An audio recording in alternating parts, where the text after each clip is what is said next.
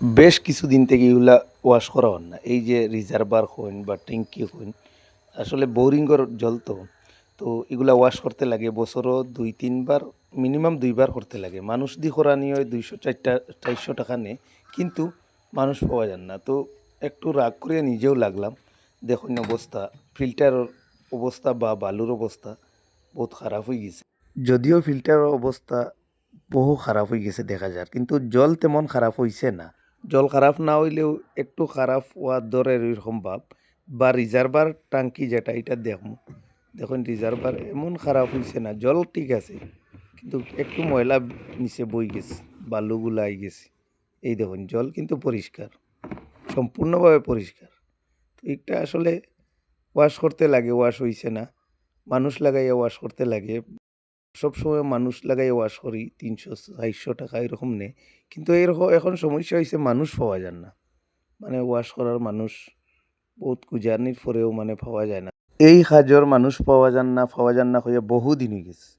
বেশি লম্বা দিন হওয়ার পরে, লং টাইম হওয়ার পরে যখন বেকওয়াশ হয় না বা ওয়াশ করা হয় না, তখন সমস্যা আছে।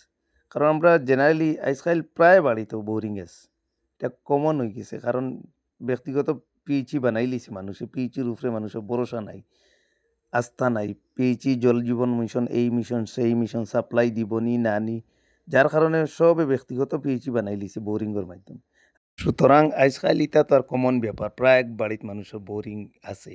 বেকওয়াশ করা এমন কঠিন না, সবাইও জানে। তো আমার হওয়ার উদ্দেশ্য হইল, যেহেতু আমরা যারা বোরিং আছে বা ফিল্টার আমরা করি, জানি আমরা এই বালুগুলা আলাদা, ফিল্টারের বালু আলাদা পাওয়া যায়, যেগুলা কলকাতা না কোন জায়গার থেকে হয়, এগুলা নষ্ট হয়ে যায় বেশি টাইম যদি ওয়াশ না করা হয়। ওদিকে ব্যাকওয়াশ চলের মোটরের মাধ্যমে, আর ওদিকে মানে শাবল দিয়ে ভালোভাবে লড়াইয়া দিতে লাগে। মানে বালুর প্রথমে তো বালুর লেয়ারটা থাকে, পরে পাথর কয়লা এইভাবে বিভিন্ন মেটেরিয়ালস দিয়া এগুলো বানানি হয়। তো ভালোভাবে লড়াইয়া দিতে লাগে। এই দেখুন লাল হইয়া উঠি আর আয়রনগুলা, বালুগুলার অবস্থাও বেশ খারাপ। ওই দেখুন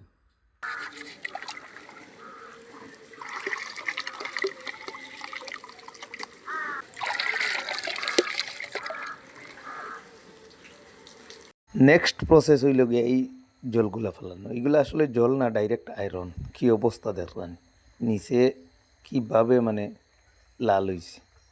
আসলে নিয়ম হইল গিয়া পুরা নিচে থেকে, মানে ব্যাকওয়াশ যেটা নিচে থেকে বাইয়া উপরে এই যে আইসে, এগুলো বাইয়া পড়তো এই ফিল্টার টাঙ্কিটা।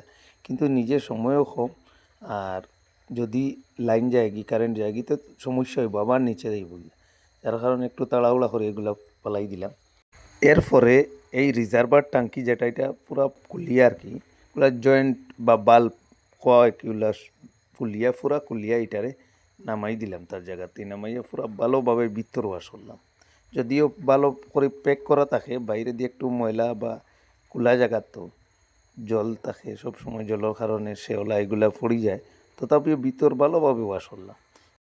এই যে রিজার্ভারটি গেছে, এইটা হইলো ডেলিভারি পাইপ, ফিল্টারিং হওয়ার পরে জলগুলা যায় বিভিন্ন জায়গায়। আর এইটা হইলো গিয়া এই মোটর থেকে আইছে।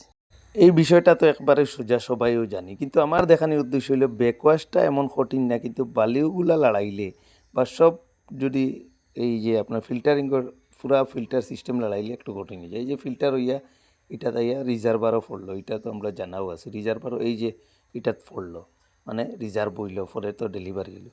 এইটা হইলো গিয়ে এই যে উঠিল মোটর থেকে, এইটা পুরো বন্ধ করতে লাগে। এই বাল্বটা যেটা মোটর থেকে এলো, এটা বন্ধ। এখন যাইব ওদিকে জলটা ব্যাকওয়াশ করতে হইলে, ওদিকে গিয়ে এই ফিল্টার এই পাইপের মাধ্যমে এখানে একটা বাল্ব আছে, এটা কুলিয়াতে লাগবো।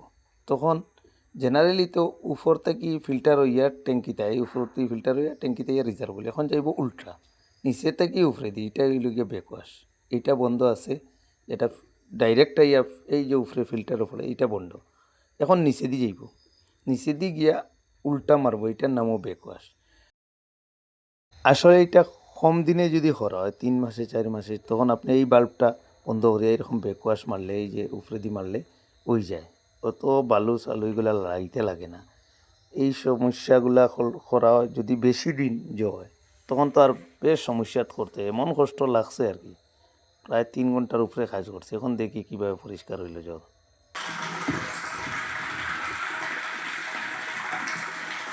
সম্পূর্ণভাবে পরিষ্কার হয়ে গেছে।